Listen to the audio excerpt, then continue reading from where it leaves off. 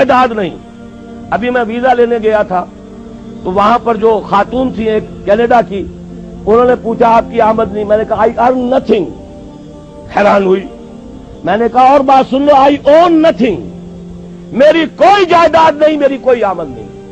مرکزی انجمن خدام القرآن ہے, اس کے ایک کوارٹر میں رہتا ہوں. میری سہولتیں مجھے وہاں سے حاصل ہیں.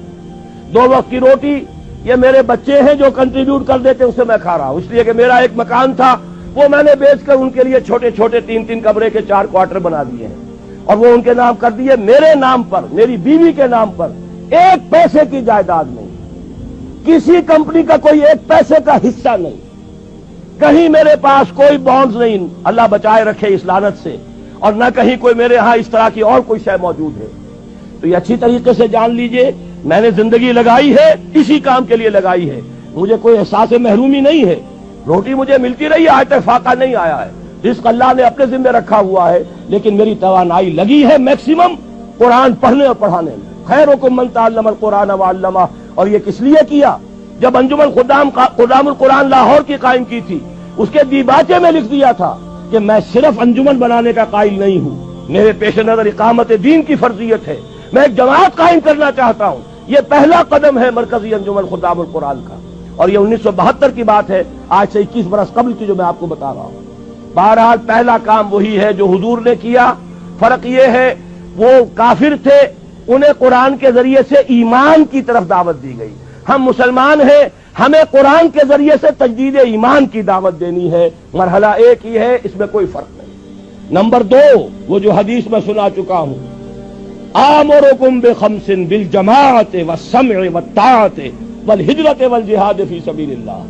اب جو لوگ واقعتاً شعوری ایمان اختیار کریں, شعوری طور پر فیصلہ کریں کہ مسلمان جینا ہے, مسلمان مرنا ہے, ان صلاتی و نسکی و محیای و مماتی للہ رب العالمین, یہ طے کرے نا پہلے. صرف جلسوں سے تو نہیں ہوگا, یہ تو ہوگا تو پھر کچھ کرنے سے ہوگا. اور کرنے کے لیے میدان میں وہ آئے جو پہلے اپنی ذات پر اپنے گھر میں دین نافذ کر چکا ہو. اگر یہ نہیں ہے تو جھوٹا ہے, فریبی ہے, اسلام کا نام لیتا ہے. تو اپنی ذات پر اپنے گھر میں اسلام قائم کرو اور پھر جڑ جاؤ, ایک مل جل کر ایک جمعیت بنو, ایک طاقت بنو, ایک قوت بنو, جماعت بنو, حزب اللہ بنو. آمرکم بخمس, میں تمہیں 5 باتوں کا حکم دے کر جا رہا ہوں.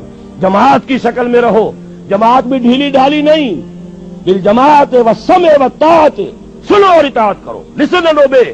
ایسی منظم جماعت. یہ منظم جماعت کیا کرے گی؟ ہجرت اور جہاد.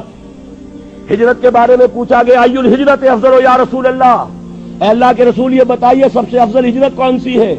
فرمایا ان تہجر ما کرہ ربک, ہر اس چیز کو چھوڑ دو جو تمہارے رب کو پسند نہیں. یہی وجہ ہے میں نے جب جماعت تنظیم اسلامی کے نام سے قائم کی ہے, اس تنظیم اسلامی کی جماعت میں جو عہد نامہ ہے اس میں شمولیت کا, اس کی پہلی شق یہی ہے, انی اعاہد اللہ, میں اللہ سے ایک عہد کرتا ہوں, ان اہجر کل ما یکرہہ, ہر اس چیز کو چھوڑ دوں گا جو اسے ناپسند ہے. یہیں سے شروع ہوگی ہجرت. اسی کو کہا ہے یہ سب سے اونچی ہجرت ہے, افضل ہجرت ہے. اور اس کے بعد جہاد ہے, تن من دھن لگاؤ اللہ کے دین کے لیے, اللہ کے دین کی سربلندی کے لیے. اور اس کے 3 مرحلے آئے ہیں ہماری ایک حدیث کے اندر. تم میں سے جو کوئی بری کو دیکھے, حدیث بہت عام ہے, سب کو یاد ہوگی, اس کا فرض ہے طاقت سے روکے, اور اگر اس کی ہمت نہیں ہے زبان سے روکے, اس کی بھی ہمت نہیں ہے تو دل سے نفرت ضرور رکھے, اور یہ ایمان کا کمزور ترین درجہ ہے. ظاہر بات ہے اس جماعت میں, تنظیم اسلامی میں, اس حزب اللہ میں, اس خلافت کو قائم کرنے والی آرگنائزیشن میں وہی لوگ آئیں گے جنہیں بدی سے نفرت ہے اور نیکی چاہتے ہیں کہ قائم ہو جائے. وہ معاونین کی تحریک ہم نے رکھی ہے, تحریک خلافت کے معاونین.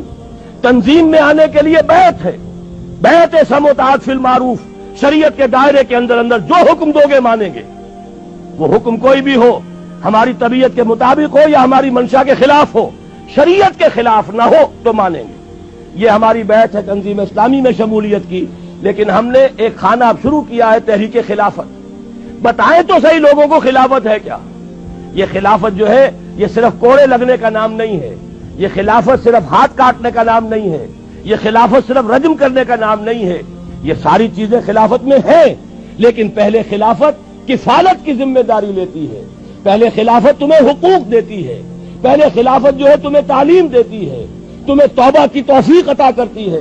اس کے بعد بھی اگر آپ کی روٹی کپڑا مکان ریاست کی ذمہ داری ہو پھر بھی آپ چوری کریں تو ہاتھ کٹے گا. اگر آپ کے لیے نہ یہ بے حیائی ہے، نہ یہ سترو جو حجاب کے قوانین ہیں ان کی خلاف ورزی ہے، نکاح کا راستہ آسان کر دیا گیا ہے، اس کی رکاوٹیں دور کر دی گئی ہیں، پھر بھی آپ زنا کرتے ہیں تو رجم ہوگا اگر آپ شادی شدہ ہیں. لیکن یہ کہ اس پورے نظام کو ایک آرگینک ہول کی حیثیت سے سامنے رکھنے کی ضرورت ہے. تو امر بالمعروف نہی عن المنکر جب تک طاقت کافی نہیں ہے صرف زبان سے ہوگی. جب طاقت کافی ہو جائے گی میدان میں آئیں گے.